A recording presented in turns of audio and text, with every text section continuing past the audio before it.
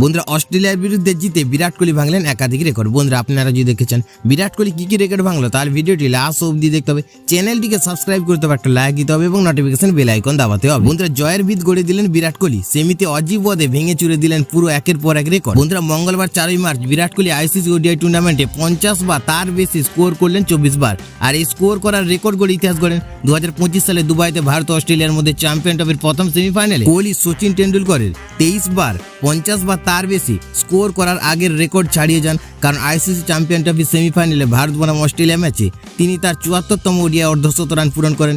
বিরাট কোহলি ভারতের 8টি ICC ODI টুর্নামেন্টে 4টি ওডিআই বিশ্বকাপ এবং 4টি চ্যাম্পিয়ন ট্রফি খেলেছেন এবং 54টি ম্যাচে তিনি 24 বার 50 বা তার বেশি রান করেছেন। বন্ধুরা এই অর্ধশতকের মাধ্যমে তিনি চ্যাম্পিয়ন ট্রফিতে 7 বার 50+ স্কোর অর্জনকারী প্রথম খেলোয়াড় হয়ে ওঠেন।